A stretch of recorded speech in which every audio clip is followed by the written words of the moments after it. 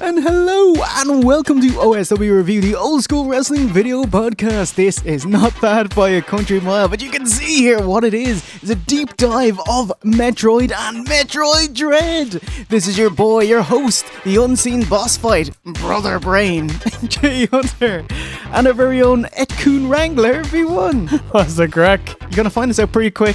I'm noob to Metroid, and Steve, long-time hardcore veteran, 30 years of sorrow. Oh yeah. Metroid fan. Yeah, Jesus, it's been rough, Jay. So how about we do a quick history of Metroid? Quick history of Metroid. Metroid, number 12 in the longest running video game franchise, but that includes bollocks like the Oregon Trail and Frogger, like shite that only lives on in revisions on Yeah, a phone. they're not ongoing popular series. Yeah, you need a AAA sequel, mate. So of that, it's the second longest running Nintendo franchise after the portly plumber, Mario. Oh, so it's older than Zelda. Yeah, how'd you like that? Ah. Because Metroid for the NES is what kicked it all off. August 6th, 1986 for the Famicom, but January 88 for Europe. Ah. An atmospheric action-adventure inspired by Ridley Scott's Alien. Run, jump, shoot, roll from screen to screen, searching and discovering secrets, travelling through claustrophobic caves of planet Zebes to hunt space pirates and foil their dastardly scheme involving Metroids. You play as bounty hunter Samus Aran, Oh yeah, Shamo. or James Bread in Australia. Samus Aran. James Bread. The most badass female in gaming? Without question. Check the Super Metroid files. She's 6'3", 198 pounds. Vince would crack one off to Samus, wouldn't he? Roman. Check out the beef. Steve, did you play Metroid? What do you think of Metroid for the NES? It was incredible. It was mind-blowing playing this game as a kid. I will just right up say that as a kid, I couldn't beat this game. The only way I could beat it was by putting in the cheats, the Justin Bailey cheat, or there was a second one, I think it was like Narpaz Sword. It wasn't until the NES Mini came out that I actually went back and beat it as an actual game with saving, obviously, because it's very difficult. It's aged a lot. It's kind of rough nowadays. But for a game making, like a brand new, badass, memorable character in a memorable world, Metroid is one of my all-time favorites. Kraid's Lair song, still my all-time favorite video game song. Is it? Yep.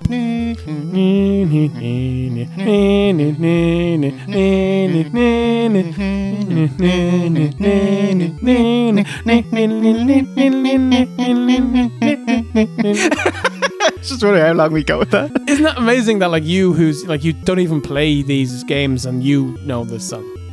I have played Metroid and Super Metroid, but I've never beaten them. So, Dread is my first clear. Do you know what I mean? So, but yeah, these are iconic tracks. Like a lot of these, especially from Metroid 2, yeah, Super Metroid.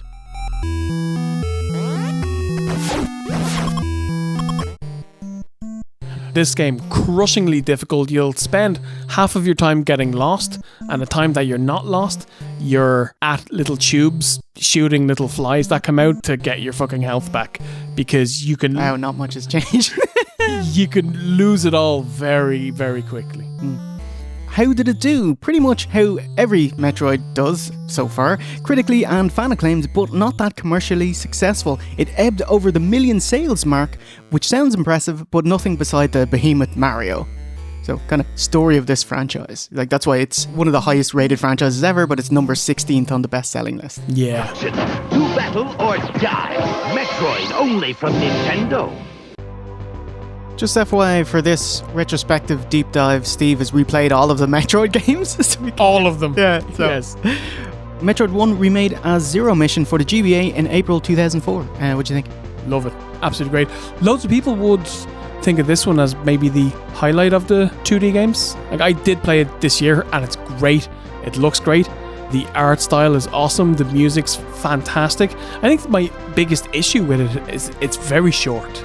Obviously, if you know what you're doing, you can beat the original game in 30 minutes. This one's a bit longer. It's a 4 to 5 hour game. And unless you're going to go to get everything, that to me feels just a little bit short. But I love how it plays.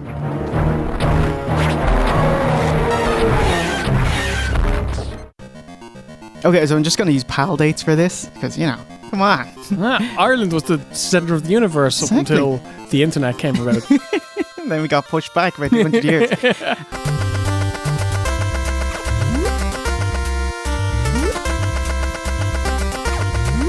May 1992, Metroid 2, Return of Samus for the Game Boy. Like the first, Metroid 2 was developed by Nintendo R&D 1 and produced by Gunpei Yokoi, who invented the D-pad and designed the Game Boy. Legend. And also the Virtual Boy, but never mind about that. We don't talk about that. Yeah. After Metroid 1, the Galactic Federation saw how powerful the Metroids were and what the space pirates had planned for them, so sent teams to eradicate all Metroids. But they all went missing, so they contacted Samus to finish the job. Your task is to hunt down 47 Metroids on the planet SR388.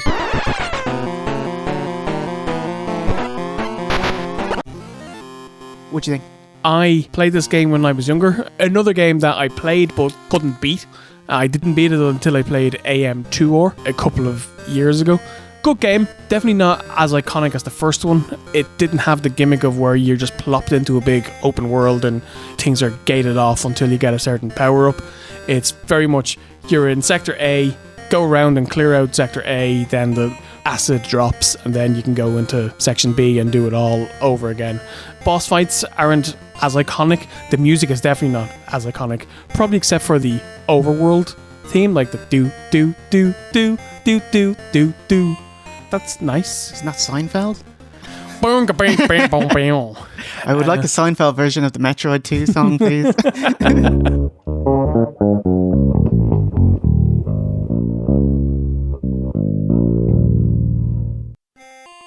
About to complete the mission, a Metroid egg hatches and imprints on Samus, thinking of her as its mother. She can't complete her mission. She can't kill it. Together they escape, the Metroid clearing the way, and they both board the ship to escape.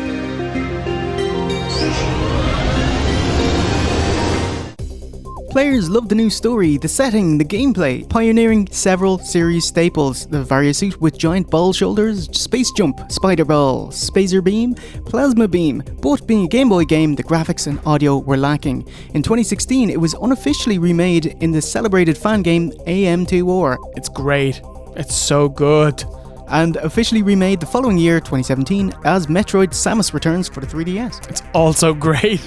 It's so good. It turns what is probably the low point in the series until later on, I'm sure we'll get there, into a really cool, funky game. It's very difficult, by the way. Holy shit, enemies hit like tanks. It's difficult, but it's loads of fun.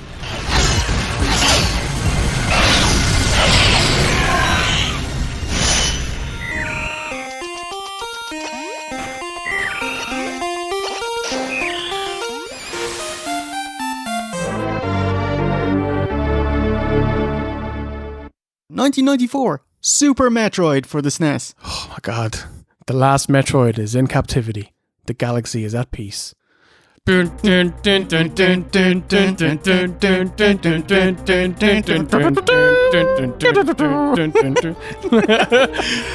that song. It's my favorite video game of all time. Oh wow. I haven't played Metroid Prime recently. Like, I would say that that's my second. And having replayed it again this year, I can tell you it's just as good as it ever was. I don't know if this is going to get heat. I think it's a perfect game. There's nothing that I change about it. I think they knocked it out of the park. I think it's iconic, and it will be until the end of time.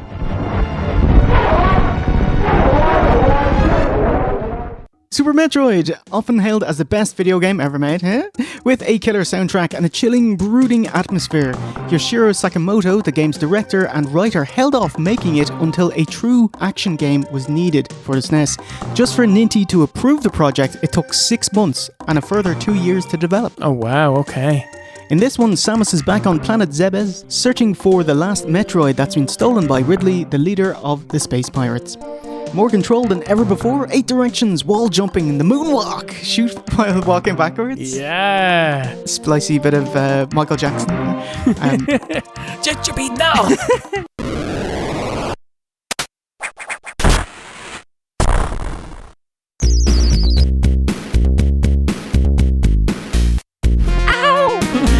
New abilities like the spring ball, so you can jump while in morph ball form, speed booster, high jump boots, space jump, the double jump, grapple beam, and X-ray. And dare I say, like the most beloved entry of the franchise, but sold worse. This one is 1.4 and Metroid 1 is 2.7. Oh, that's heartbreaking. That's absolutely heartbreaking that one of... No, the greatest video game ever made. Oh my god. The stakes just keep getting risen. Yeah. It's really sad that sold less than 1.5 million copies. Obviously, it's a different world back then. You can't think of in modern numbers, you know what I mean? Because gaming is so much bigger now than it was then. But yeah, it's very sad. It's a perfect video game. If you haven't played it, go and play it.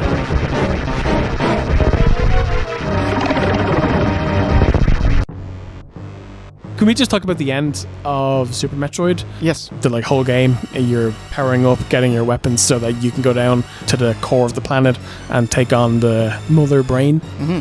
Even though you're as powerful as you've ever been, she absolutely hockeys you out of it. And she's got you down to 1 health and charging up her hyper beam, and she's gonna kill you. And then the baby jumps in. The baby latches onto her. Baby Metroid. Yes, takes all of her essence and power and life force, gives it back to Samus. Mother Brain kills the baby as it's powering you back up.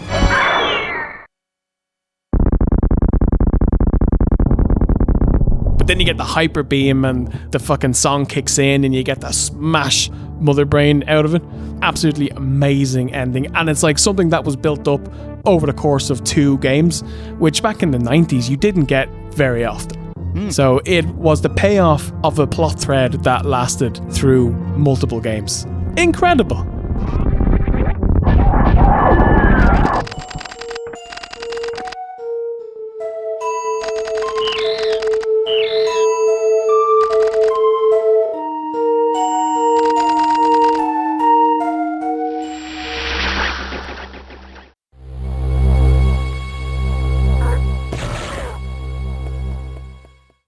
November 2002, Metroid Fusion for the GBA. This is the prequel to Dread.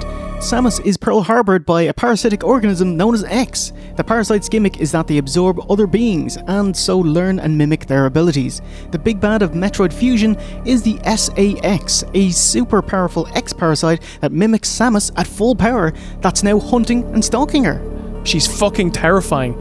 There's one section towards the end where she's fully powered up and you have to go from the far right to the far left of the world, and you've got to shoot areas, you've got to lay power bombs, and meanwhile she's chasing you and shooting you with the ice beam. And because Metroids are the natural hunters of X, they inject her with Metroid DNA so it will fight the parasite. However, Metroids are weak to ice. And so SAX is smashing you over with the fucking ice beam while you're laying power bombs and you're waiting for it to tick over and blow up and jumping around trying to not get hit. It's so tense. It's really difficult. Absolutely amazing. She defeats the SAX and absorbs its power, enabling her to defeat a giant Omega Metroid. Hightail it before the space station collides with SR388 and kill all the X. Hooray! And destroy maybe the 3rd planet that she's ever done, because Samus does not fuck around. Zeeb's gone, SR388 gone. No, actually, that was the 2nd planet. Yeah. Wait, spoilers for ZDR. It's not looking good for you. No, it's really not.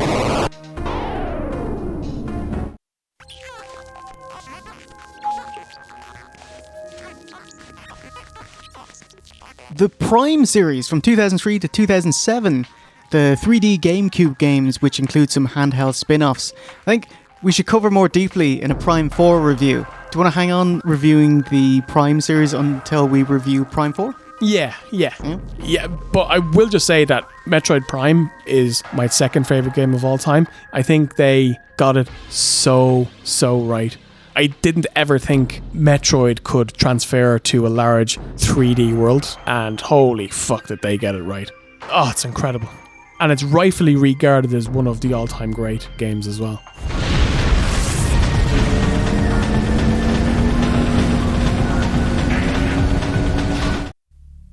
September 2010, Team Ninja's Metroid Other M for the Wii. The baby! Obviously, this game is hated. And I think as time moves on and we get further away from when the game came out, I think people are hardening on it and it's getting even worse.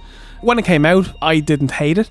I didn't like it. I thought it was a perfectly fine game, like a solid 6 to 7 out of 10. Fine game, nothing wrong with it. Just, it's the worst game that Metroid has ever had. And I went back and played it before Dread came out, and I pretty much have the same opinion. The game looks great. It's aged really, really well from that point of view. In terms of the story, it's kind of weak. They tried to force things in to make it fit into the timeline, and certain things don't really add up.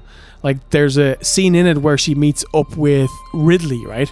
She thinks back to when Ridley killed her parents, and she panics. And it's like, in the timeline, this game happens immediately after Super Metroid, which is like the third time that she's killed Ridley.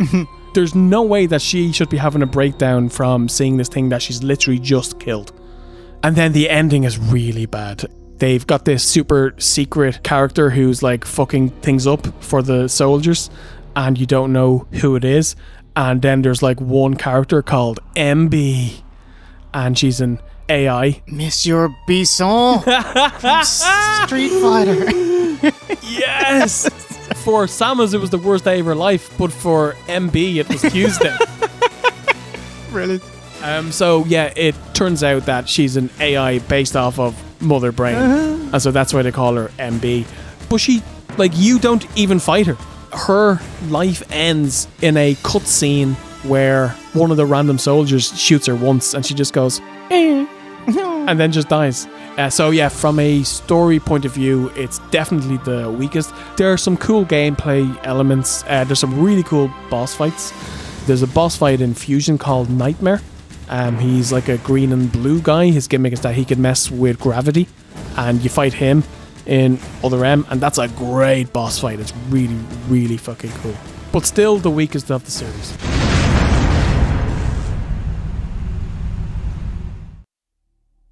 Other M, the infamous, much maligned attempt to flesh out Samus's character and backstory, set between Super Metroid and Metroid Fusion for the GBA. The gimmick of Metroid games in general is Samus loses her powers and explores a vast interconnected world to get him back. So how do we book this trend? Have all our powers, but Commander Adam just say, I'll tell you when you can use them. I'm okay with it. Yeah? I understand why people don't like it, because Samus is a super powerful bounty hunter who has literally eliminated a fucking species and blown up multiple worlds, you know, so she shouldn't be answering to anyone. But at the same time, this is not her mission. She just happened to go here, and the soldiers got there first. Her ex-leader, when she was in the army, is like, look, Samus, this is my job, so will you just do what I tell you to do? And she just goes, okay. There are one or two times where it's a bit lame. It's like, oh, I go into this room and I get locked in, and it's like super hot and I'm gonna die, and she waits until she's on 10 life, and then Adam goes, you can use the Varia suit. And she goes, thank you, Adam. So I can see why those would piss off people, but overall it's fine, it works. It's just a plot reason to get power-ups as you go on. If you began the game with everything, people would also moan and say that's not fucking Metroid. Alright. Samus defeats Phantoon from Metroid 1. Adam is dead again, oh sad face, and escapes, you know, he only found out he was alive earlier, so, and escapes the bottle ship before it explodes.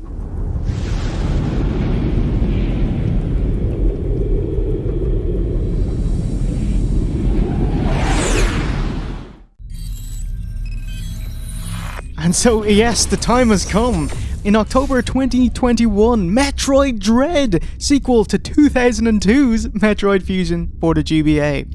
Before we start, I just want to say, it is insane that this game actually got made. It's crazy. And it didn't turn out like Duke Nukem Forever. Yeah, like this game was like teased in a logbook thing in like Metroid Prime. Ooh, do you want to hear us do it? Yeah, oh yes, please do.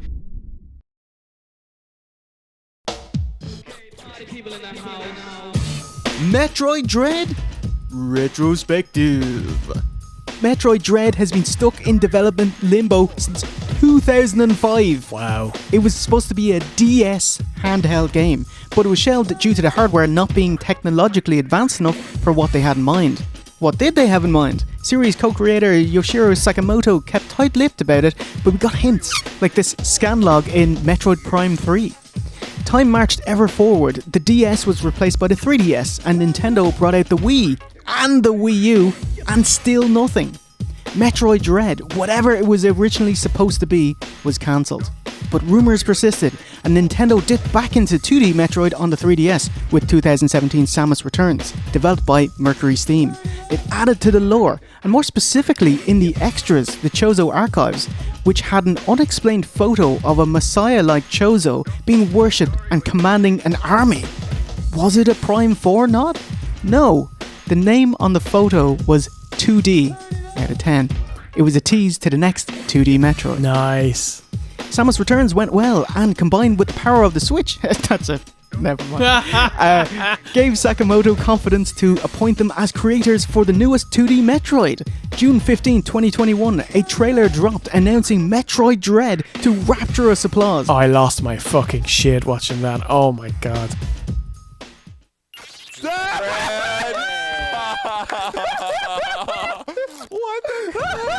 Ninty's advertising for it was much bigger than previous entries. Hype abound. And on October 8, 2021, Metroid Dread was released unto the world.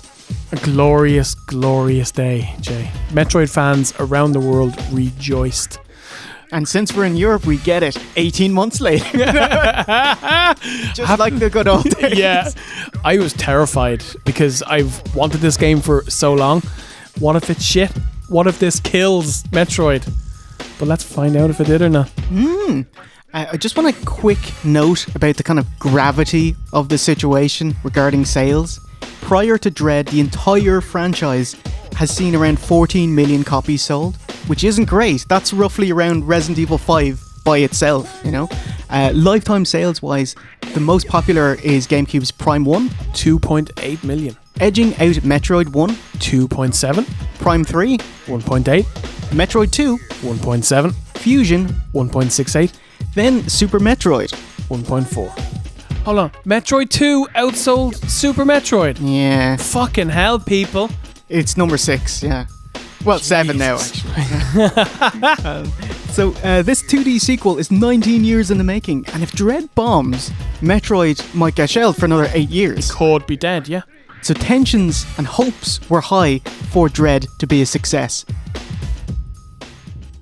Just kind of two noteworthy bits regarding sales. During launch, news outlets, including Kotaku, reported that Dread runs great on emulators. Kotaku is a piece of shit. Not just for this, just in general. They're so bad that they can only get by posting headlines and articles that they know will make fans angry so that they click in to give out. It's the lowest form of coverage for games. They're garbage.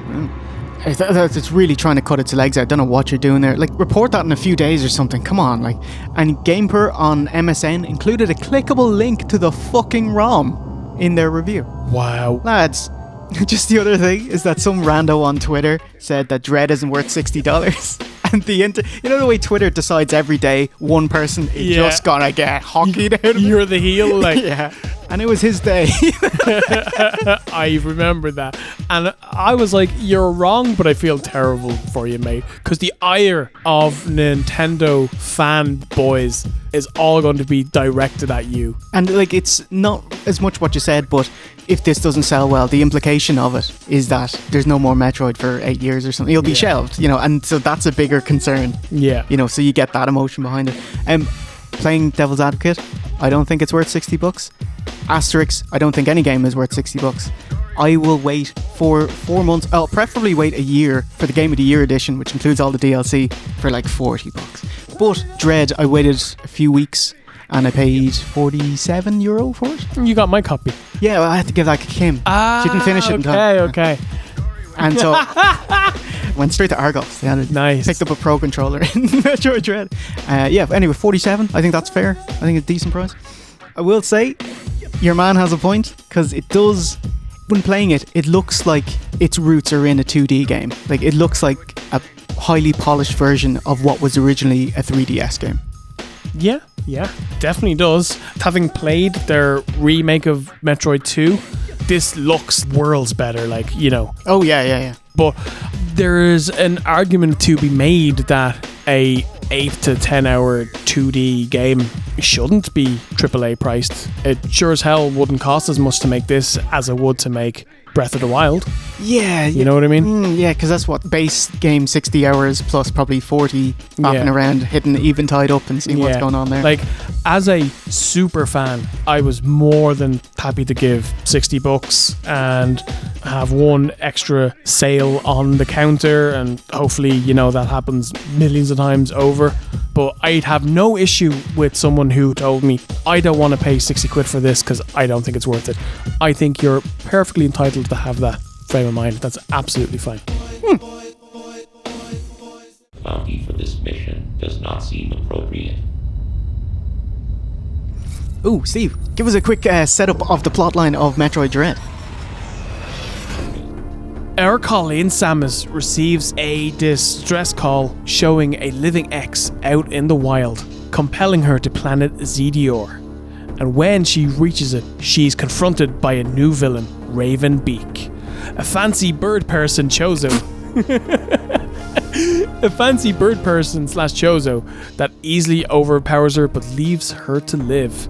With intermittent updates from Adam, Sir Computer, she traverses the planet, regaining her lost abilities and getting some new ones, en route to a final showdown with Ravenbeak, who must be stopped. Why? He lured her here to extract her Metroid DNA, create new Metroids, and take over the galaxy. Excellent. Thank you, Stephen. Since Metroid's gameplay is the main draw rather than the storyline, before breaking down the plot, we'll go over the different aspects of the video game.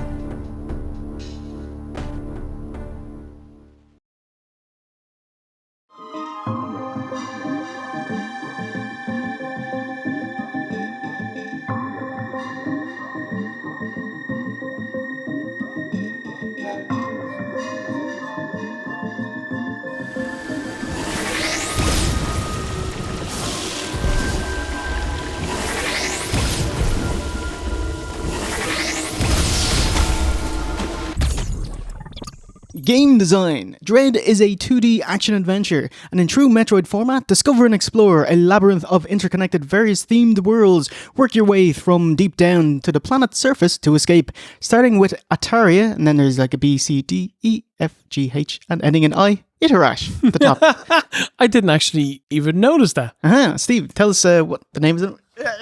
We have Artaria, Burenia, Cataris, Dairon, Elun, Ferenia, Gavarin, Hanubia, and Itarash. Oh, isn't that cool? I didn't notice that. That's really, really cool. By the way, do you like how they flipped Metroid on its head? In every other game, you land on the surface of the planet and you work your way down to the core. And in this game, you gotta go backwards, baby. So you work your way up. I think that makes more sense. It is cool. Because at the end of the game, you always hightail it. So you should hightail it from the surface, please. Yeah. Playing the game, it's a lot more hand-holdy and secret, invisible hand guiding you. You'll notice it like way more on second playthrough. You might be zigzagging through different areas, but where you need to go is usually close by. Yeah. Like, okay, you might need to go on a Lewis to get the, but it's right beside you, They want you to follow the dotted line. Like, there's a lot of one-way valves, like you kind of slide in, but you'll need the morph ball to go back. So that's actually, we've cut you off there. Closed doors, platforms on a pivot that close off one way, or straight up unremovable fiery trees, the Enkis, that just pop up. It's like, yeah, that's it for you, mate. Yeah. Wait until you get the ice blast. So the actual area you explore is quite small, so it really cuts down on getting lost for the most part. I still got lost all the time because I tried to get all the goodies as soon as possible and I forget where I'm going. That was me. I think I got lost twice during this game, and both times it was me being an idiot.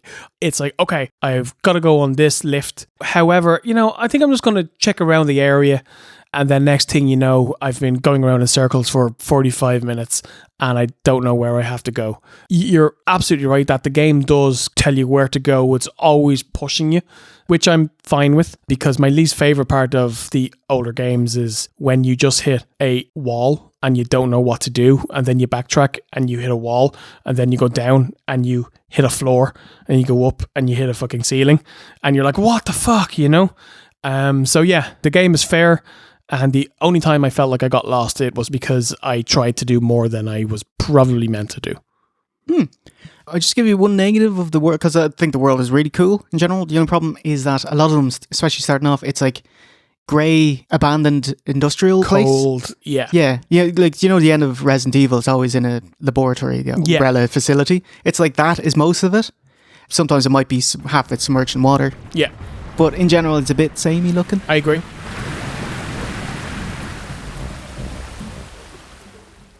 Oh, just in general, if you take one piece of advice from this entire thing, is if you're stuck, shoot everything. Missiles, morph balls, just shoot. The walls, the ground. Please tell me that you've seen the clip of David Jaffe. Excellent. What a fucking idiot. And this guy has made some of my favorite games. He made God of War. I love God of War. And this idiot. Oh my God. I have to shoot the ceiling? Oh, why would I know that? Why would I ever have known to do that? I almost don't want to play this anymore, because if I get stuck, it's like, oh, well, the solve is to run around and fucking hit the same shit. I mean, now it could be anything could be interactive with. I have no idea. Yeah, he called Dread's game design Bush League because there wasn't a visual indication of that breakable floor. It's the Jaffe room. Okay, despite there being enemies seen above and below that floor. And the walls on either side have like a beam in the middle, but the bit that you shoot doesn't. And if you try shoot any of these enemies, one stray bullet will blow them up. Yeah. And before you start, they actually say, yeah, you should probably try shoot the walls, you know? There's hidden things around, so they actually tell you this. And this is a staple of every Metroid. It's brilliant. I don't, this is my first Metroid that I've completed, and I know this. Yeah. You know? They didn't stick out like a sore thumb. I'm sorry, that did not stick out like a fucking sore thumb. See this red thing above me? That sticks out like a sore fucking thumb. Have you seen part 2 of the saga where he doubled down? And like the KFC. Yeah. And he went back to like prove how he was right.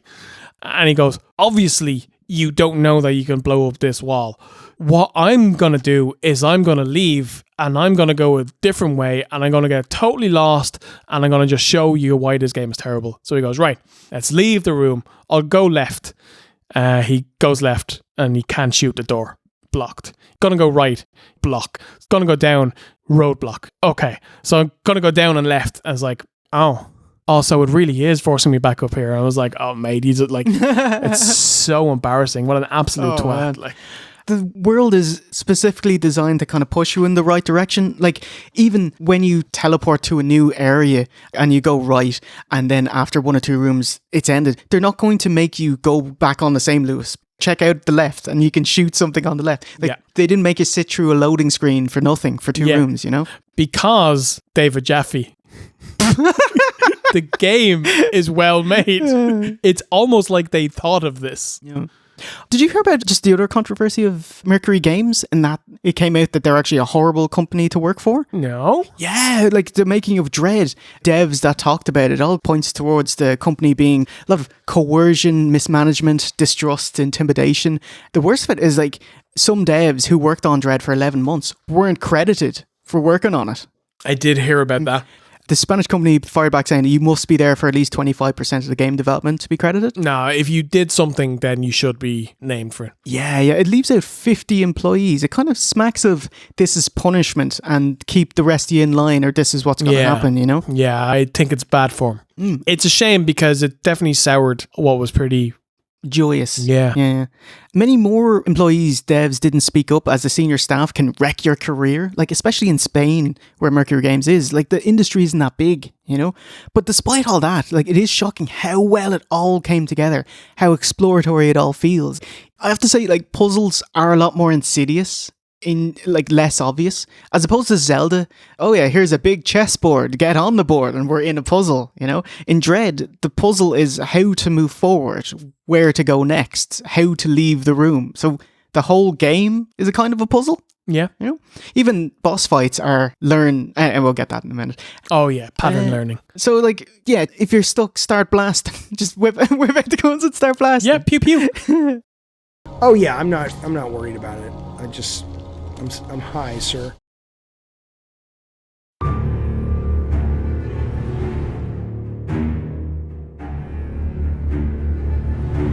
Movement.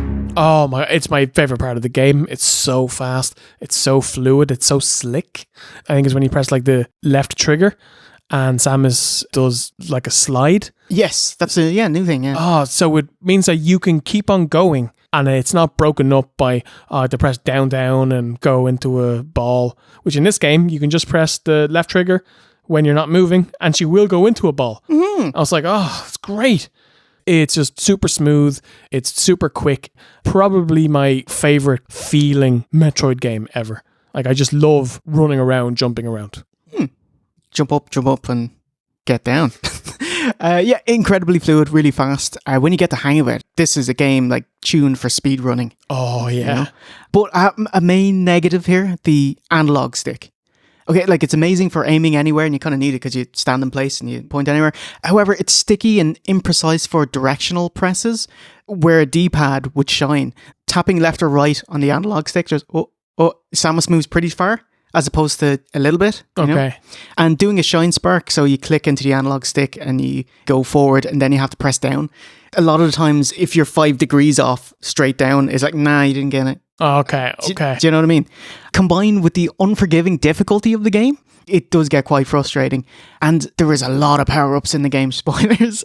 A lot of button combinations. There's learning going on. Oh my God. There are times in this where you're using your left thumb to like run, holding the left trigger because you're sliding, and then you're holding like the right bumper because you're aiming, and you're using your other thumb to aim with the right analog, and you're also expected to like jump as well. So like your hands are like fucking crab hands, like trying to move everything. Yeah, definitely it's a game that makes you work hard to get good. I have to say, like, it is the best of a bad situation, because if you just use the D-pad, it wouldn't be great for free aim. No, you know? Suck. If you switch between both, it would be quite unnatural to use the analog and the D-pad. So, and if you use gyro aiming, I'd hate that. No.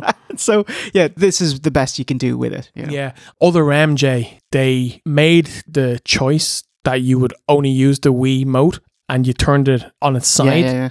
And so you moved in a 3D space with the D-pad. It just felt weird and wrong. Just in general, though, running and jumping, especially when you get the flash shift and you bomb it down the corridor, it's a thing of beauty. Oh, that should be the take home of this section. It is amazing feeling, you know. Yeah.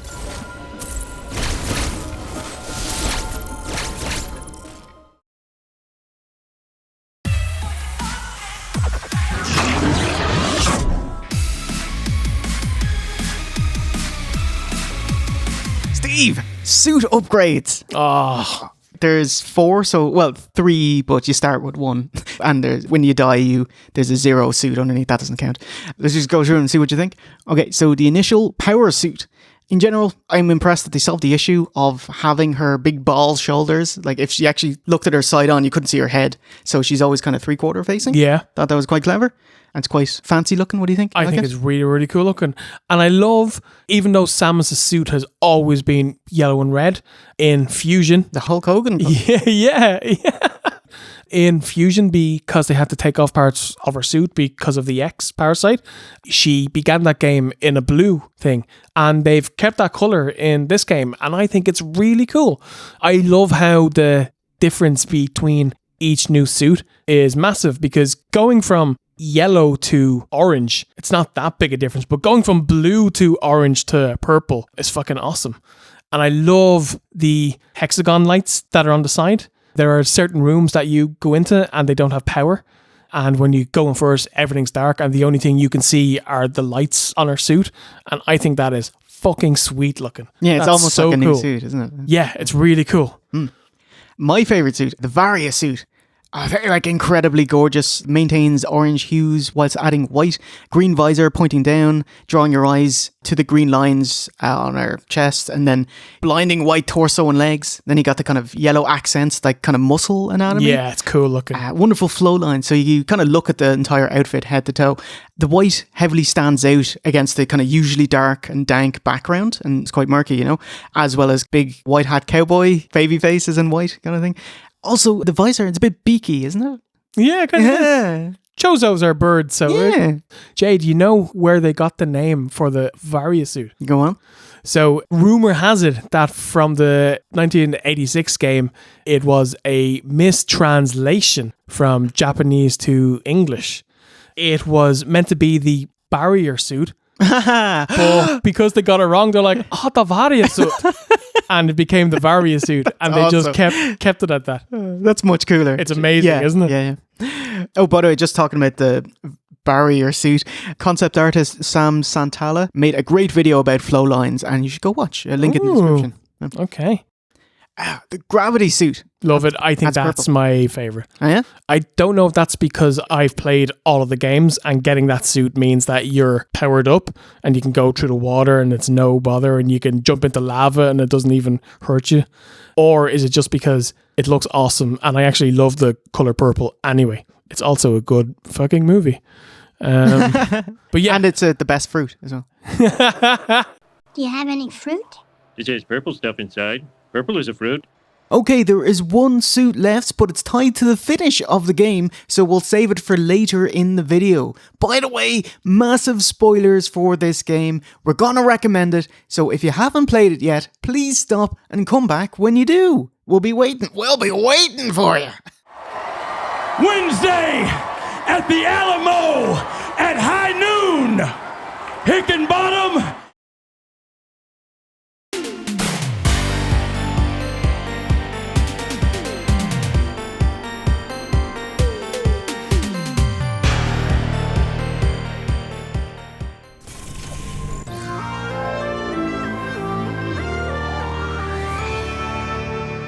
Power-ups. Samus, she's never been better equipped. So many and so varied. By the late stage in the game, power-ups are so unfair to you. You feel very empowered, combining like the flash shift with the space jump, then the screw attack, killing enemies just by touching them. Oh yeah. Smashing them out of it. And then you can shoot through walls, just murderizing this poor planet. Yeah. For having the misfortune of Samus coming through their gap. Poor guys. Amazing. You know, for years, with like Death Battle and people are like, oh, I'd love to see Samus versus like Master Chief.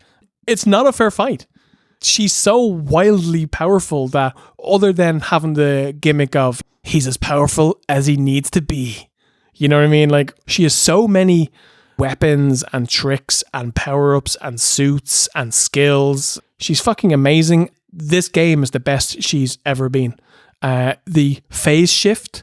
Flash. So you can, you can scoot across quickly. Yeah. You can literally leap the entire length of a room in 2 seconds, and it's incredible. And when that's timed with speed boosting and morph balling and sliding and wall jumping and knowing how to get around quickly, it can be mind-blowing.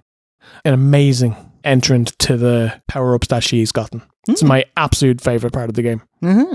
Okay, so there's a lot of upgrades to the same type of weapon, like there's a load of different beams, 3 different missiles, you get a morph ball with morph bombs, cross bomb, and then... Yeah, the cross bomb is probably my least favourite one in the game. I didn't really use it. Kind of nuclear power bomb. Oh, the power bomb. Oh, yeah, it looks amazing. And the Batista bomb. Yeah, the speed boost, the Shine Spark returns. Spider Magnus, the hook shot, basically. Yeah. For the blue areas. I have to say, I don't like how you have to hold down the button. You should just tap and press. I mean, and then if it's a magnet, you don't have to actively hold a magnet onto a piece of metal. You know what I mean? You should do it by itself. Like, you should be able to jump off. Yeah, just jump. I'd agree. shouldn't have to hold on. He's a bit sticky. And the pulse radar at the end is an optional upgrade where he can tell you, hey, there's a secret in the room. And it's like, oh, thanks so much. Jeez, that helps. They had that in the 2017 remake of Metroid 2, and it was actually one of the first things that you got, and it was polarizing because some people said having this makes it not a Metroid game because you can just press a button and it tells you where to go or what to blow up. So I think bringing it in at the very end of the game so that you don't spend most of the game checking it out. If you want to use it for the end game where you're going to get everything, great choice. I have to say, Stephen, the space jump, a double jump, basically, that's bollocks. Yeah, I know Metroid wouldn't be known for like being in reality or whatever, but like you have to be consistent about this. If you can jump in the air and use the air as a platform, then you can fly. Just fly then. Stop pissing me around here. Anyway, it's very impressive. How, like, I appreciate it. I don't buy it. I love having none of it. So we're going to go through the enemies. We'll work our way up the food chain here. We'll start at the bottom and work our way to the top, just like Metroid Dread itself.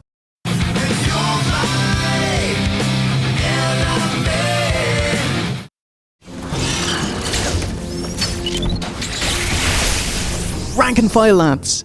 Gotta commend these alien animals on their training. You know, those little stingray type yokes. They've never encountered a hostile in their life. What accuracy. The stamina, they don't give up as well. The tight parry window on these lads. It's kind of weird. So back in the older games, which were very, very difficult, and when you got hit, you needed to kill the random bugs and things like that, and they dropped the little purple balls. But they don't really drop them now unless you hit a parry. So if you're not good at the parry, I can see this game being really fucking difficult very early on until you get loads of tanks and you're literally able to take hits. I could see a lot of people quitting this game in the first few hours. Yeah, you definitely have to do the parry. There's no way around it. If you don't, you are not going to beat this game.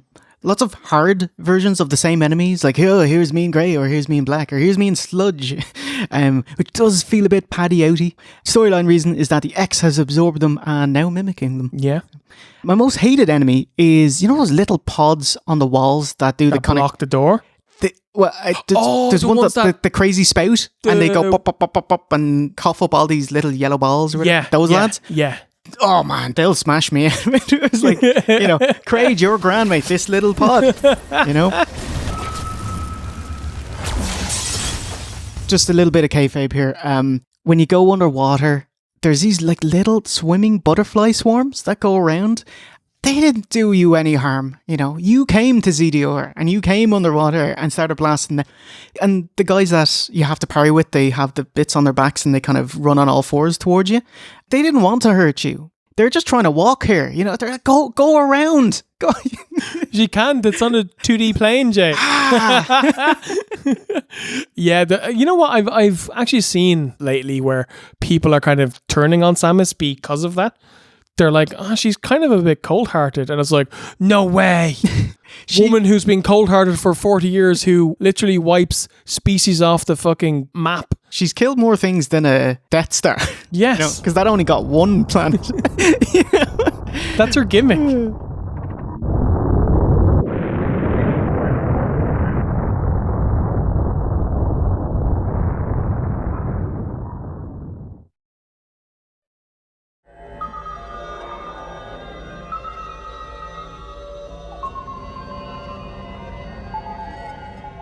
Okay, let's talk about stealth gameplay and the main selling point of Dread, the extraplanetary multiform mobile identifier, the EMMIs. EMMIs. That's bollocks, the extraplanetary multiform. You were just trying to make that fit, weren't you? You know, these robot panther things that search and scan for you and chase you down. Terrifying. Absolutely. Loved how they moved. It's so creepy the way they can kind of turn in backwards and inside out, and they're facing one way and the next second they're turned around. And that sound when you go into the beep, boop, beep, boop, boop. Yeah. Great stuff. Does an amazing job of building up the dread, you know? I was thinking because the music isn't anything in this game. I can't remember anything from it. It's my biggest negative of the game. Yeah, except for the tense music for when an Emmy sees you and the general bleep bloop noises of the Emmys, because that bit of sound design sticks with you. Yeah. And you have nightmares with it. Yeah, they're really fucking cool. They're not quite as terrifying as the SAX from Fusion is like utterly terrifying.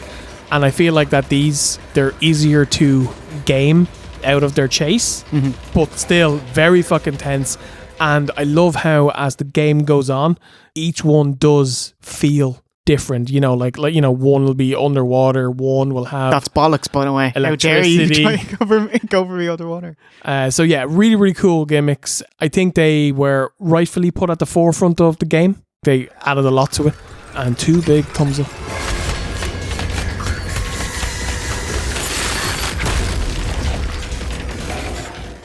I think the game wants you to put on the Phantom Cloak, turn invisible, hide if you can, and generally beat them and shift around them and that. But I found that since when you die, you just get put right outside the EMMI zone, I ended up I'll just peg it through, fill out as much of the map as possible, and then hit the other side. Yeah. And then try again. Just getting caught by Emmys, you're put into a little quick time event, but I have to point out there are 4 different types of quick time events. There are 2 on the left and 2 on the right, and you have 2 chances to parry him, but they have different timing windows, so you can't learn or get used to the timing of it. It's a bit of a crapshoot. Yeah. It feels quite unfair, but it gives you a chance. It's just the game is telling you don't get caught, you know? I got shockingly good at it towards the end. Yeah, like there were times where I'd maybe get 3 or 4 in a row. Oh, wow. And like the guys on Twitch were like, no fucking way, that's bullshit, Steve. And I was like, I don't know how I'm doing this. Yeah, you know, because like you said, like you can't actually learn it off because each one is different, and depending on if you're caught when it's down low or if it's in water or if it's up high, you get different animations and things like that. But when you do get it, it's like, oh my God, it feels amazing. Yeah. Because all the time I always go too early and Samus just like kicks him at this. I was like, oh.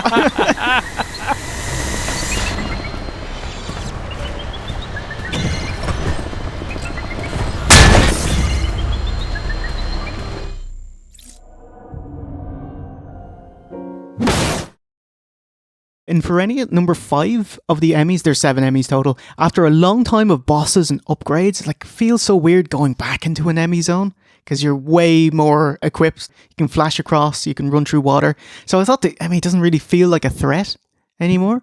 So to up the difficulty, started being able to see through walls and it like farts out a bubble that shocks you. The bubble thing. Yeah. That felt a bit cheap. Yeah.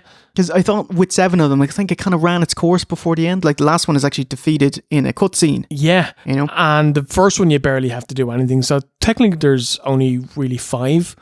I was hoping by the time you got to the final one, we were going to be so powerful that we would have to hunt it down. Oh, that would be great. Yeah, if you had the Metroid suit on, it's like, let's me and you, buddy. Yeah. But the cutscene with the final Emmy where you actually stop the drill, you know, take its energy, that was very cathartic as well. Yeah. I flipped.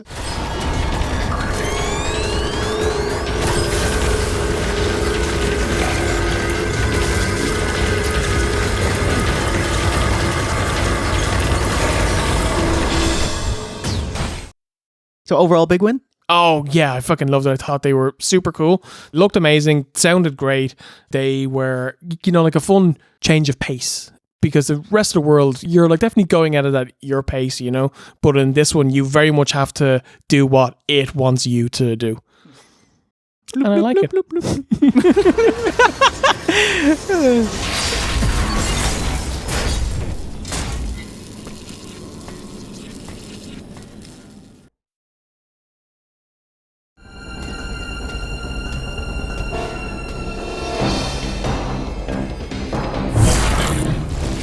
Bosses! Oh. Corpius is the first boss in Ataria. So, Metroid Dread, aka get fucking trounced until you learn the pattern. Pretty much. Just a quick note on difficulty, because this is where the first kind of spike was. Steve, the hardest game of the series, Dread? It's either Dread or Fusion. Oh, wow. Yeah. Because I thought this game itself is grand, but the bosses and mini bosses spiked the difficulty. Unlike Breath of the Wild, where the game starts off very hard, like where the jobber goblins, Joblins. they murderize you. You have to learn how to combat them, you know, but like if you don't watch it, they'll kill you. But there's a tipping point as it gets easier and you get stronger and more and get used to the controls and better weapons. So you kind of rise to the challenge and it just becomes fun. Dread roadblocks you with the bosses. So you'll make a load of progress and then stop and die a few times and figure it out, mate. If someone was going to tell me that on their first playthrough that they did it without dying, I'd blatantly call them a liar right to their face. Yes. Not a fucking chance, mate. This game is difficult. And there's so many buttons to press and abilities to master and like to be able to do them flawlessly in sequence. That's asking a lot. I would imagine most people can't beat this game. Because a lot of people be interested in playing it and just, I can't be. And this first boss here, there are 4 phases. Come on, mate. I didn't think anything in the game was as hard as the first boss because you don't know how Metroid Dread works yet. You haven't got used to the controls. Okay. You're not really powered up, so you can't take that many hits either, I don't know if I died on this boss. I hate your guts, Steve. I'll definitely have to go back and check my playthrough. I definitely died on Kraid. I died on the Project X experiment or something like that. Yeah, Z57. The Z57. I died a lot on him. And I died a good bit on the final boss. But yeah, the first boss I didn't find. I think for me, the biggest issue was that by the time I got to him, I felt like I needed more gear, to like deal with it. It was like, okay, missile. Now I'm out of them. And now I have to wait in a corner until he shoots his blob, shoot that, and then get more. And then missile. There's definitely learning and mastering going on for each of the bosses.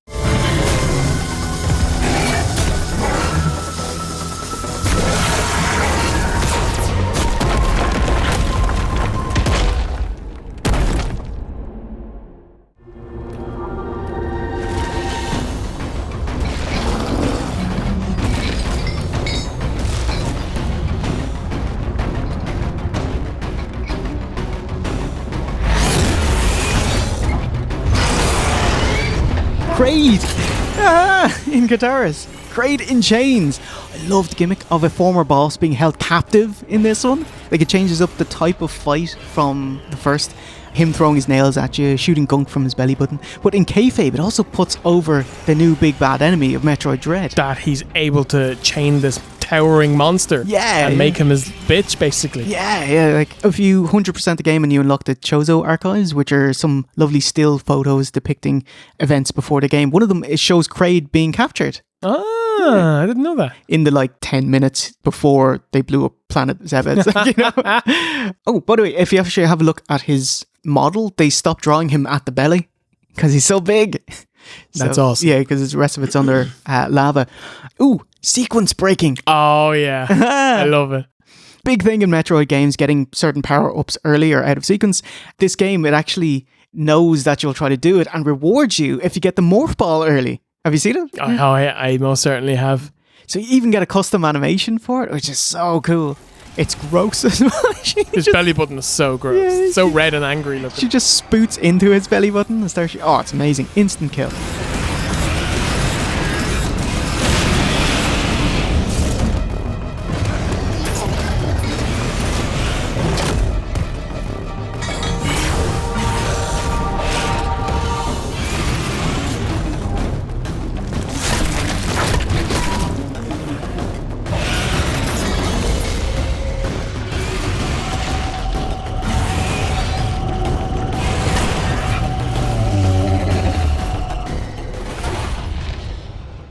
I was going to say Drogba.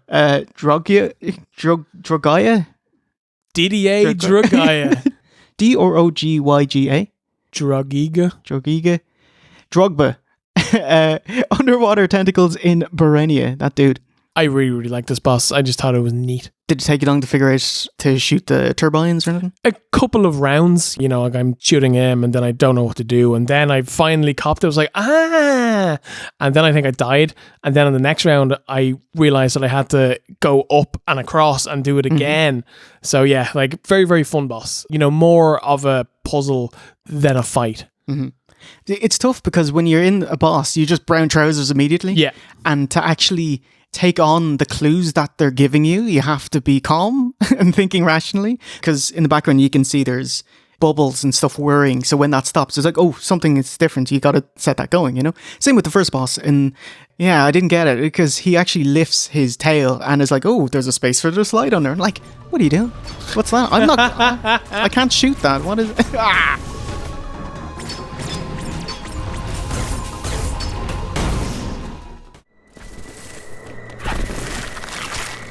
Eskew, the giant flying purple energy bug thing in Ferenia. Anything on him? I think I found this one to be quite difficult, actually. I think to like bomb that kind of tracks you around and then blows up and it leaves one little area. I just found it difficult to get myself into that area, and I just always just taking damage. Quite difficult. I thought, meh, because you already have a version of that as the regular enemies. So the big one was a bit blah.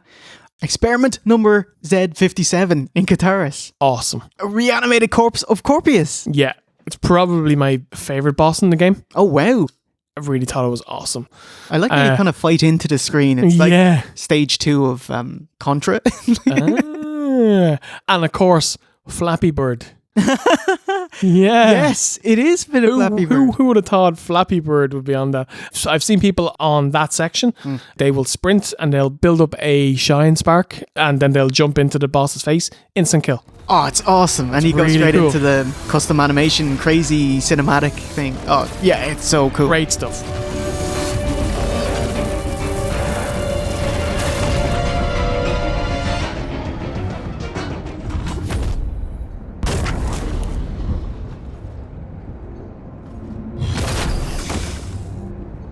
And then you get 5 soldier type fights. I didn't need 5 of them. And if I was going to get 5 of them, I wish they weren't so closely spaced, you know? The last 3 bosses were these soldier fights. And that gold one gave me a lot of trouble, man. I died more on him than I did on the final boss. Oh, wow.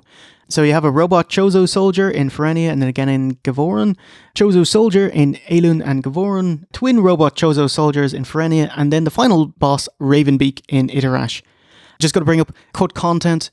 Chatting to devs, they're saying, listen, initially we had double the amount of bosses, double the amount of cutscenes, but our scope for the game was too big, development time and budget didn't accommodate it, so we had to cut out all this stuff. Okay. And it's like, in this one, 3 the same bosses together at the end, one after the other, you're definitely missing one different big boss at least, and this is to fill the space. To break it up a bit would have been nice.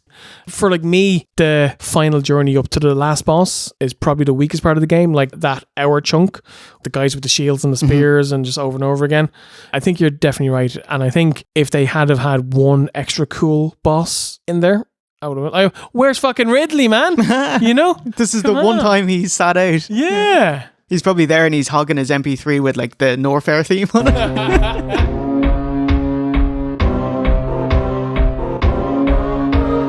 And then the main event here, Ravenbeak.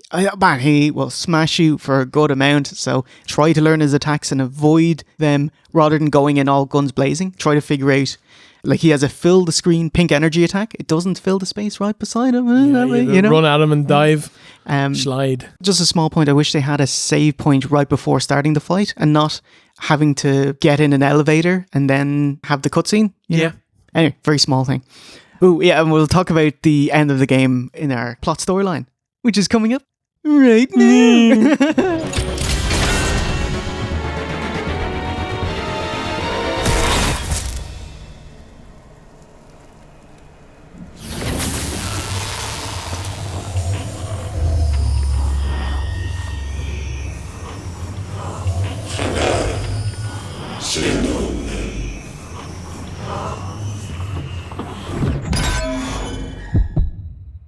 Storyline beats. Okay, we'll just take you to the big storyline because there's not much story in the game. They just get a couple of cutscenes as a reward, I mean, pretty much all of the plot is in the first couple of minutes when you turn on the game, and it's it tells you what happened in the previous game and the X-Parasite and her going to the new planet and...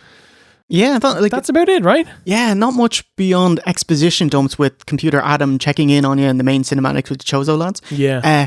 Amazing writing was the very first screen. Metroid, a virulent floating organism that drained energy from its prey through physical contact. Metroids were originally created by the Chozo, named after their word for Ultimate Warrior. Amazing. That's so good. And then they followed up with my least favourite bit of writing, which is the EMMI's protective plating is made of, quote, the strongest stuff in the galaxy. Very lame. Don't say stuff. Yeah.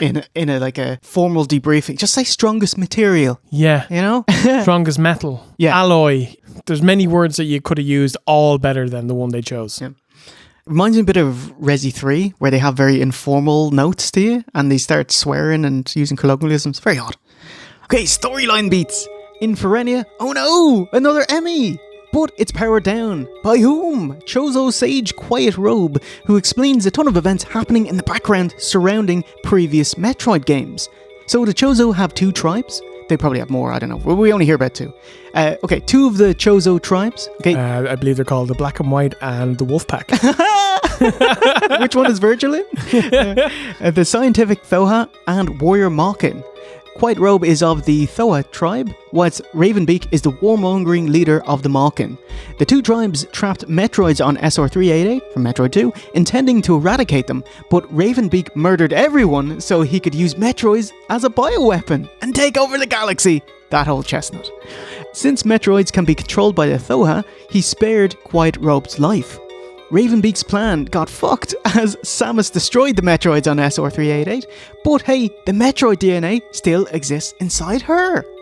Ravenbeak lures her to ZDR, but after a confrontation, spares her so she would explore and fight and awaken her crazy Metroid powers. He even donated some of his DNA to Samus when accepted into the Chozo, so technically, she is his daughter. By the way, her family tree is a bush. She has Thoha genes, which give her the ability to command Metroids and saved her from the baby, seeing her as hostile. And also has some Metroid DNA. When she was infected by an X infusion, she was given a Metroid vaccine to cure her. So basically all the goodies and baddies spat into a test tube, and they injected her with that to make her the strongest being in the galaxy. Yeah. It all ends up with Beaky and Samus having a fight. After gaining the upper hand, Beaky reveals that screw Metroids, he'll clone Samus herself and create an army of the most powerful Metroid of all, her. Samus flips out and Super Saiyans him, awakening her true Metroid potential.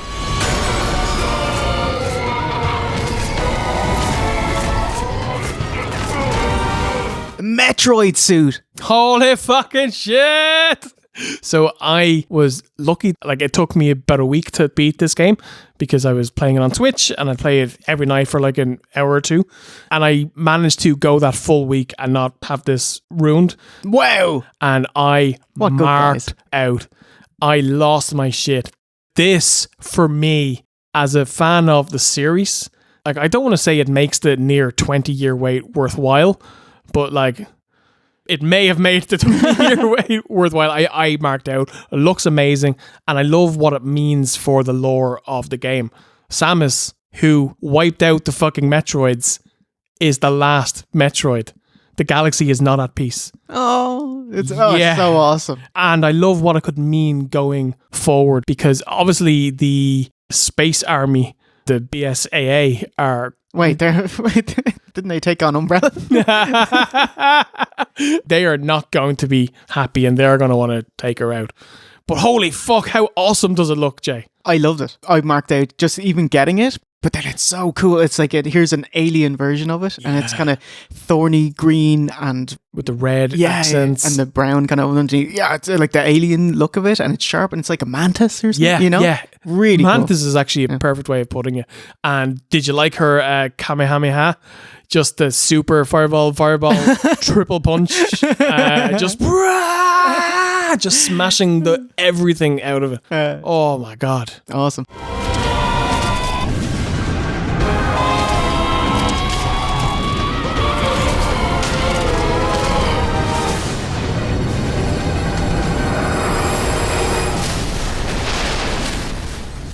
With her new powers, she takes down the new X-infected Ravenbeak.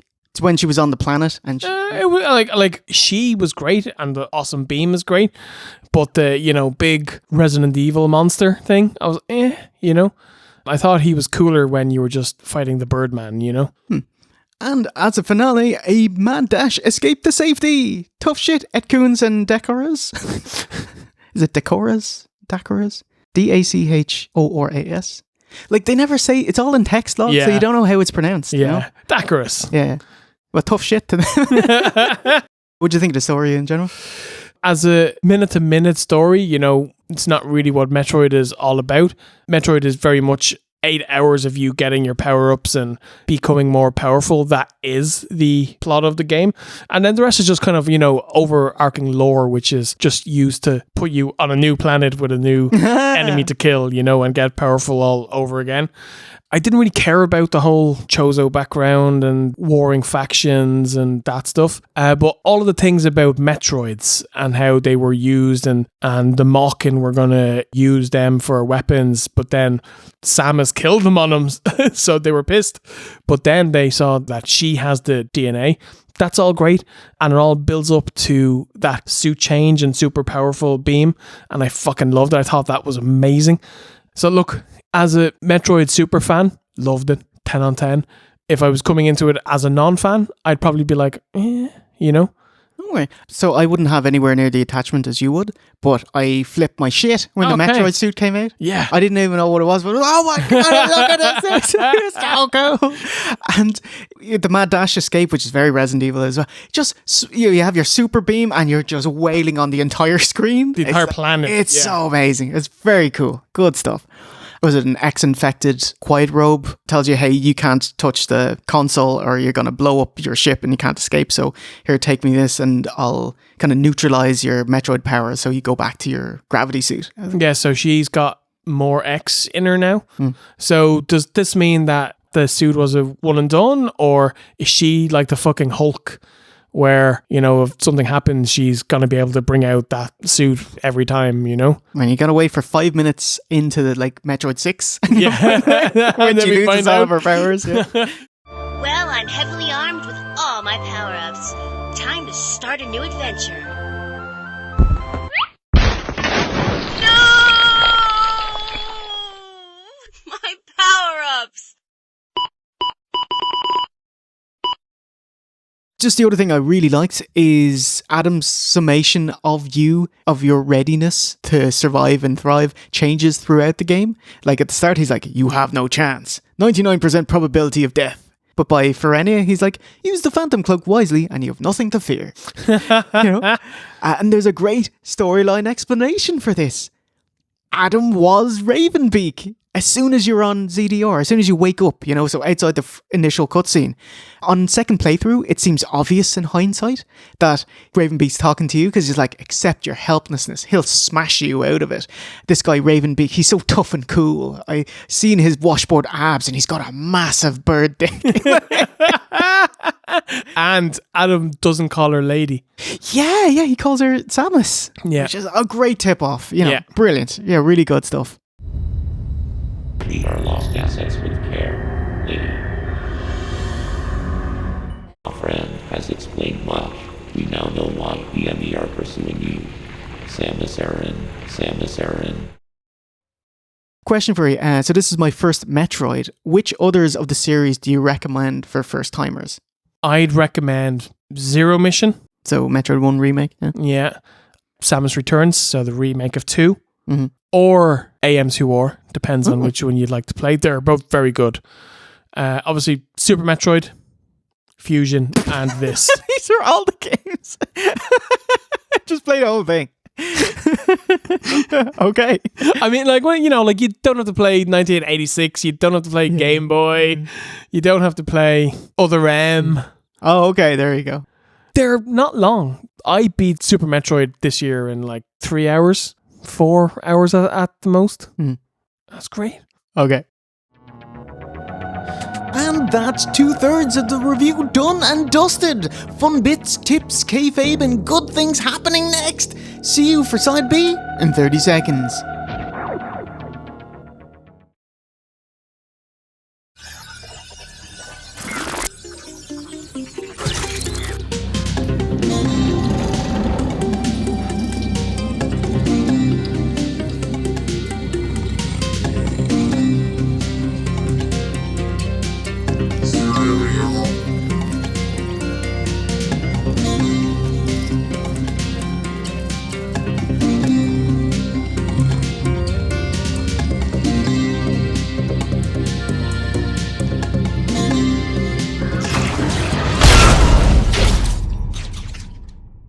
Steve. Okay, we got a couple of fun bits for you here.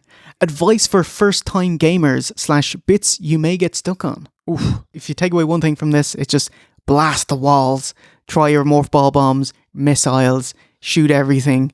There's probably a hidden way. You know? Yeah. The game is trying to push you in the right direction. Yeah, I'd say follow the general flow of the game. Like, when you're in that magma planet, it actually, like in the background, they show you the flow of the lava and it's pointing you in the right direction. Oh, that's so clever. It's really clever. Also, to check your map, it'll have the status of the doors if they're open or closed. And if an object has the question marks on it, that means you don't have the right upgrade yet. And so it's very handy. I won't lie, I didn't use the map in this game. Oh, wow. I didn't find it helpful. I thought it was very messy, very cluttered. It was very small. So you'd prefer it on the Wii U, is what you're saying. I love the old map gimmick where it's large boxes and every room that you've been into goes from grey to pink. Whereas this one, everything is in boxes, and when you go into an area, it will slowly fill in the map, but the box is tiny. And so there are rooms that you're in, and because you haven't jumped and covered every inch, it just looks like it's not filled in. Mm-hmm. So yeah, I have to say I wasn't the biggest fan of the map. Until you get the map of it. Yeah. You know, the layout.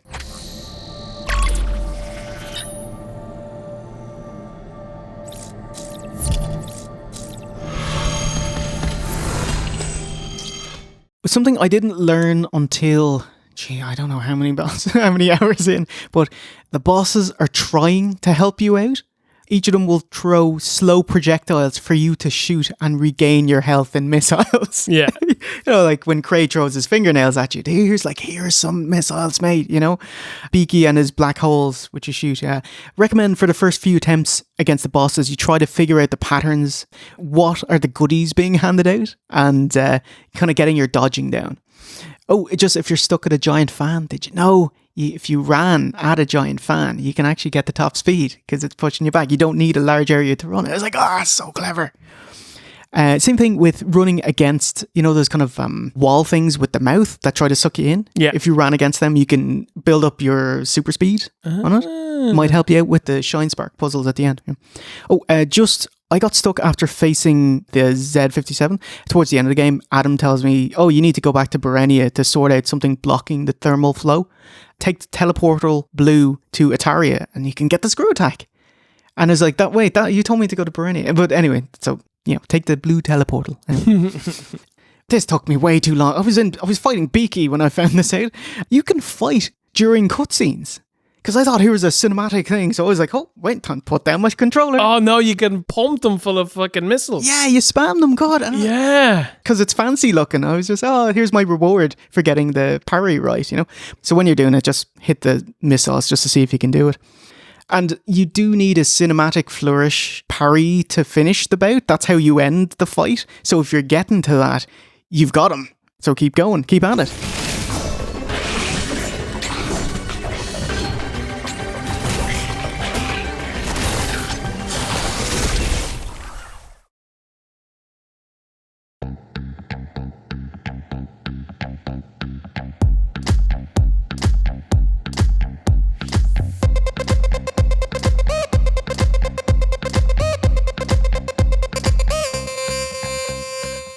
Steve, a couple of Kayfabe thoughts for you. Oh, okay, hit me with them.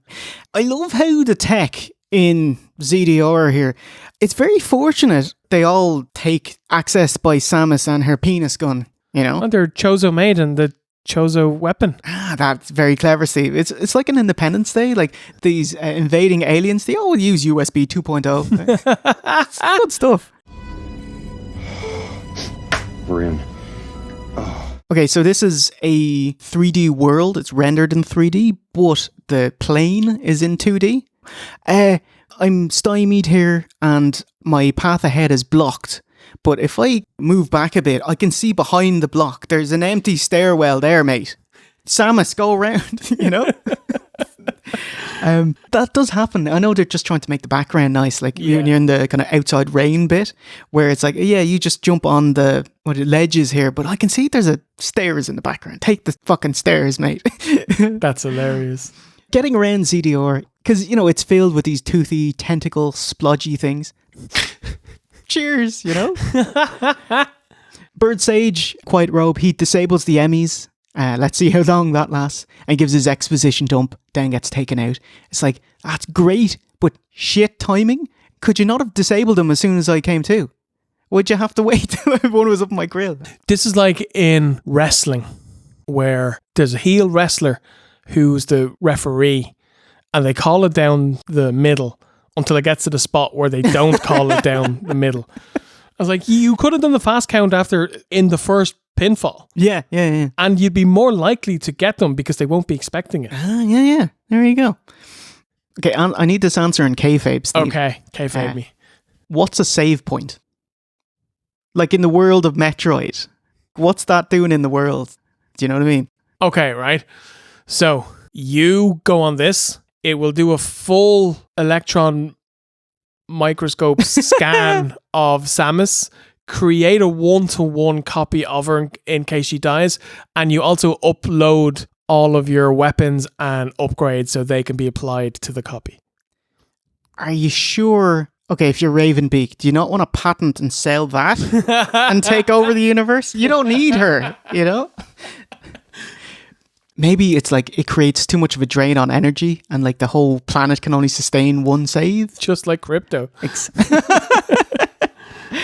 In general, it's a good thing the right doors are accessible and you can complete the game. Like imagine if you go into ZDR, that door's closed, game over.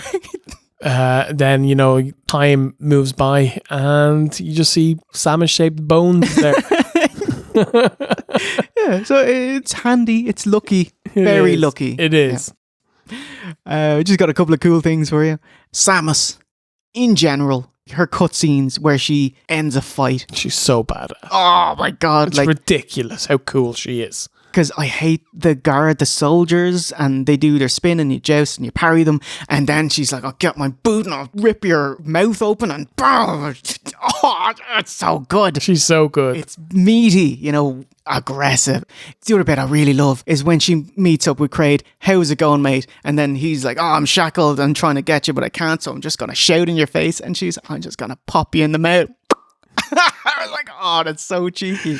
There was one in the remake of Metroid 2, before you have to fight the like drill boss, there's like a chase sequence, goes on for ages, and then you have to fight, and then you kill it, and you know, it's like blowing up in sections.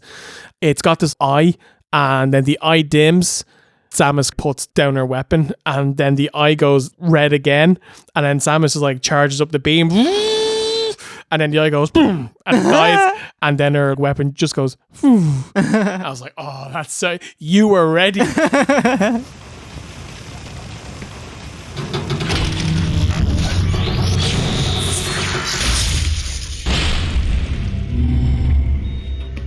Great. That's awesome.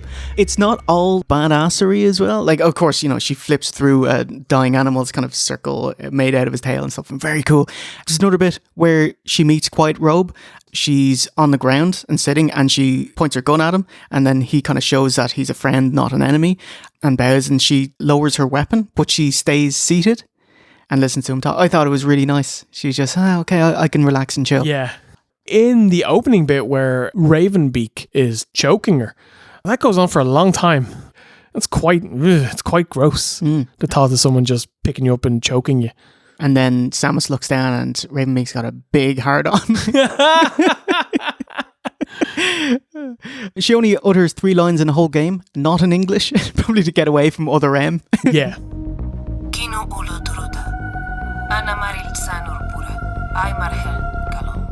I wish he said baby though.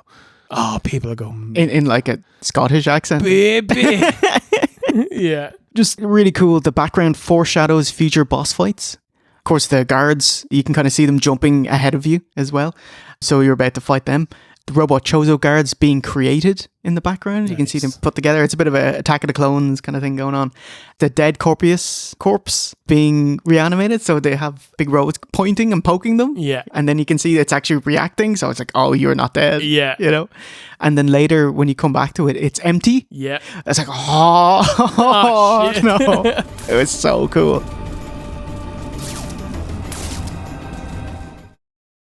Ooh, look at the mutated Raven beak.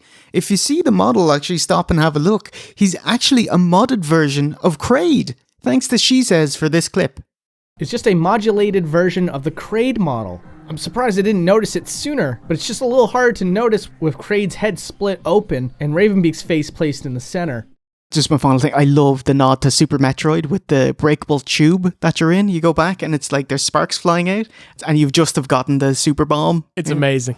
And it's just like out of Super Metroid, so awesome. Anything else? Anything else there? No, I think you got them all. Awesome. There's so many little moments like that are just fan service, and I love them all.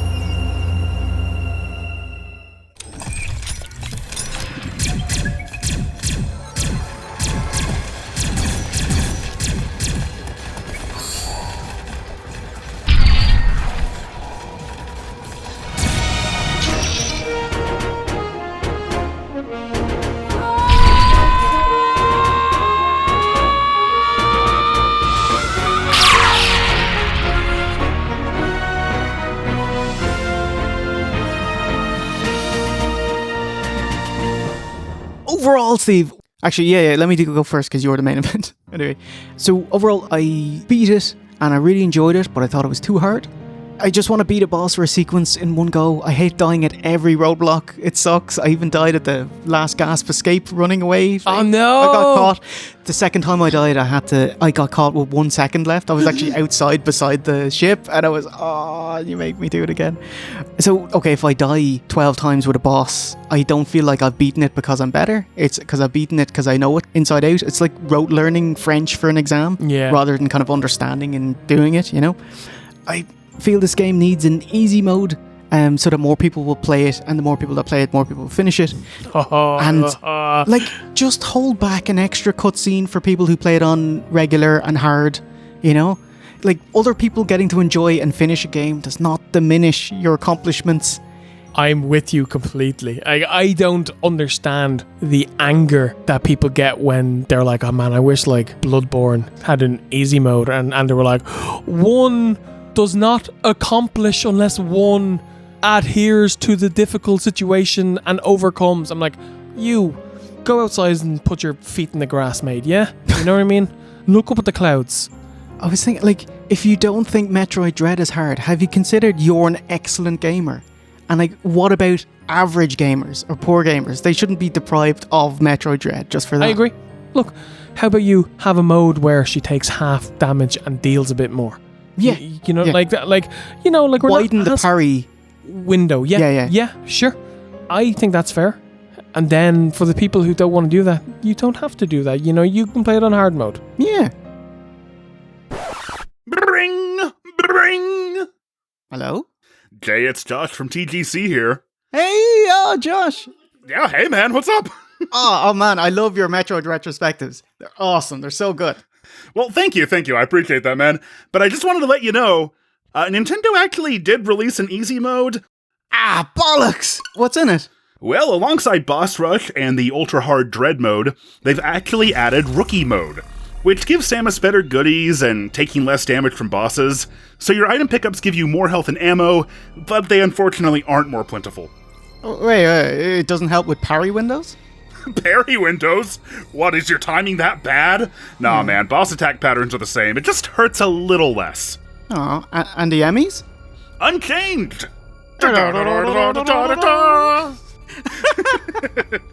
Alright, later, Jay. Sláinte, man, and I appreciate you editing this vid. Thanks, brother. Oh, anytime, man. I appreciate you reaching out to me on it. A winner is you. Take advantage of increased recovery with the newly added Rookie Mode difficulty. Despite that, despite the initial difficulty spike, the game world is compelling, gameplay is engaging, tight, constantly solving puzzles, scooting off to different lands, getting new power-ups, and you feel so powerful, so badass with it. Very, very cool. So despite the punishing repetitive defeats, like once you overcome them, you're back in and let's do the next one. So it's kind of a very well made game. But if you said, hey Jay, Metroid 6 is out, it's even harder, I'd be like, no. That's it. No. This is about the level I can do. It's the Dark Souls of Metroid. Oh my god. Because I'd love to play Dark Souls and Bloodborne, but it's like, I can't work on the game. So, Steve, Bastion for Metroid. 19 years wait. What did you think of Metroid Dread? First of all, let me just say, we've been doing OSW for over 10 years. Yeah. In all that time, I haven't gotten a new Metroid. I haven't had a chance to sit here with you and... Wait, Return of Samus doesn't count? Because it's a remake? It's a remake. Okay. You know what I mean? And I'm so glad... Oh, you got Pinball Warriors. Yeah. Gonna have one person going, Federation Force? and I'll say, fuck off. Got it. So look, anyone who's been listening to the show for a long time unquestionably knows that I love this game series. It's my favorite of all time. I've been waiting a long time for it. It's been built up a lot. There's a lot of hype. There's a lot of expectation, a lot of doubt, bit of dread. And I'm happy to say that not only has it lived up to it, in my opinion, it has exceeded it. Oh, wow. I think from a pure gameplay point of view, just pure second to second, hands-on pad, moving the character around, I think it's the best Metroid has ever been. It's so quick, it's so fluid, I think it looks amazing. I love how it looks. My only niggle about the graphics would be, so in the 2017 remake of Metroid 2, I feel that the camera was zoomed in too much. You can't see much past your character, and so going fast in that game, unless you know the game off by heart, is quite difficult because you will get hit and you will lose health. Fans, let them know. And I feel like they zoomed out just a little bit too much, and Samus is a little bit small, and I wish it was just a little bit more zoomed in. But it doesn't affect how the game plays, doesn't affect how I view the game. The bosses are as good as Metroid has ever had. I think that the Kraid boss is cool. The underwater boss with the turbines is awesome. Experiment Z57 is awesome. He's my personal favorite part of the game. Final boss is awesome. I love how he's a multi-phase boss. Ravenbeak is really cool. I love how he's not this big hulking alien. I'm going to take up half of the room and you're gonna blast my little red point, which is what most bosses are.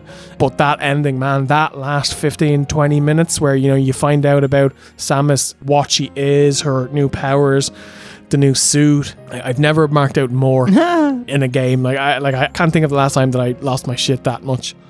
Recommend it to everyone, to old fans who were a bit nervous on picking it up, people who've never played it.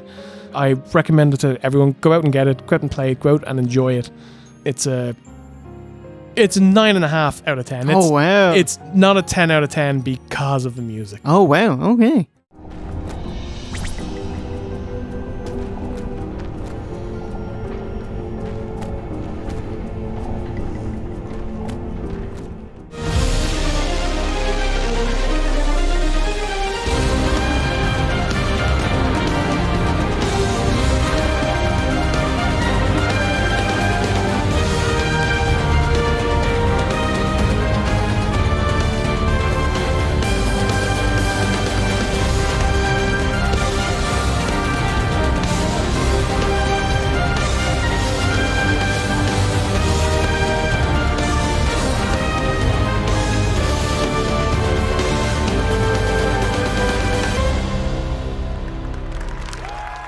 How was it received? Really great. 8s and 9s, couple of 10s, 88 on Metacritic, 34 out of 40 on Famitsu. On YouTube, RSS Liam, Some Call Me Johnny, and Epic Game Music gave it a 9. Easy Allies gave it a 9.5, whilst Nerol gave it 9 tingles out of 10. My boy Nerol's a dirty Majora's Mask, Mark. He's great. He does video game essays and he made a massive texture pack for the 3DS version of Majora's Mask to bring it up into 4K and super high quality. It's beautiful. He did thousands of textures. It's amazing. I do hate that game though. I've tried. I hate it. I hate the time pressure. I think they remove it in the 3DS remake. Ooh, did yeah, there you go. Okay, maybe then, maybe. Because he was giving out about that, because it takes... Anyway. Yeah, you check out his video on Metroid Dread. Then check out GMTK's Boss Keys episode, which goes in depth of all the little bits of game design trying to prevent you from getting lost. Pretty cool. When I played Metroid Dread, I seemed to just magically end up in the right place, and I don't think I ever got lost for more than a few minutes. How on earth does that happen? How is this game both linear and non-linear at the exact same time?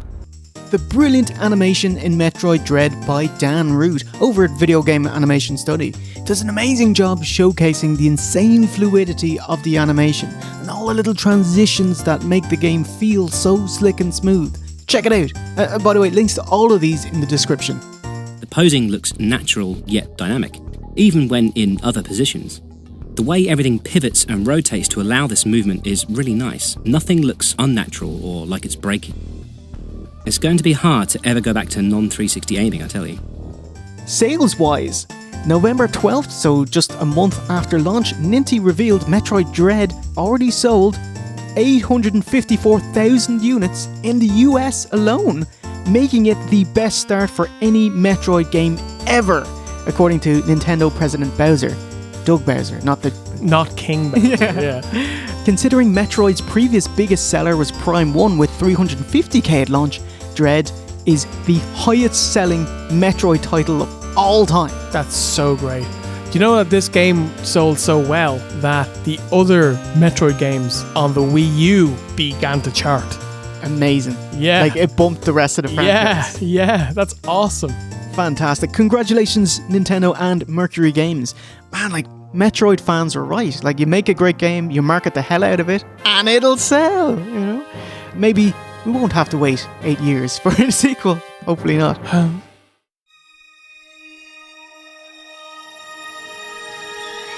Oh, Steve, so can you give us the end of OSW Metroid here? Great! You fulfilled your mission, but we may be back for a Prime Metroid. Pray for a true peace in space. Yeah.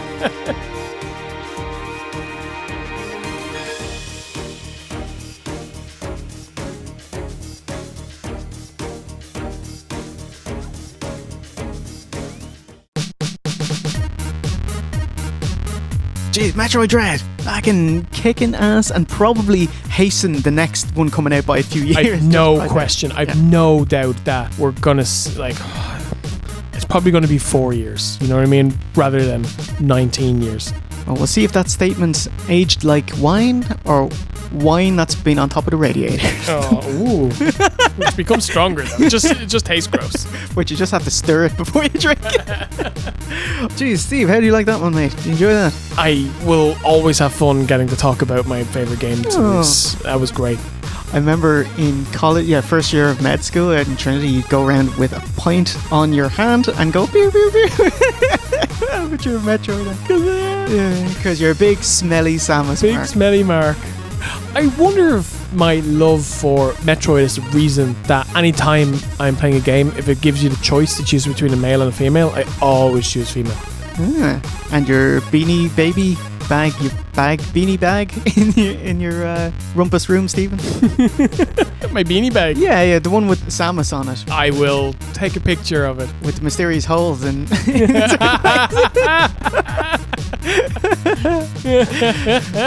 Man, excellent. I'm very happy for you, and it's awesome. Like, you can see on the internet, like, Metroid fans are so happy with how it turned out, how it's been received critically and commercially as well. It's like, these are long-suffering fans, you know. Oh, Jesus, it's great, you know. It's so cool to see a happy ending. Yeah. So, that does it for this lovely deep dive video game review and retrospective of Metroid Dread. If you enjoyed this, definitely go check out our deep dive on The Last of Us 2. Jeez, I'm so happy with how that one turned out. It's like custom animation and backstory and lore, and you can check out our Resident Evil 8 Village retrospective deep dive. Oh man, that turned out amazing. There's a cool bit on Lady D's backstory. It's all animated and stuff like that. Oh, it's great. And the intro is very cool as well. I know, because I voiced it. So, it's a goodbye from V1. Make up, boo. And myself, Jay Hunter. Yeah. 2.5 time. because I'm not going to reward a winner, which is lower than everyone, all the other hosts on OSW. And remember, a winner is you.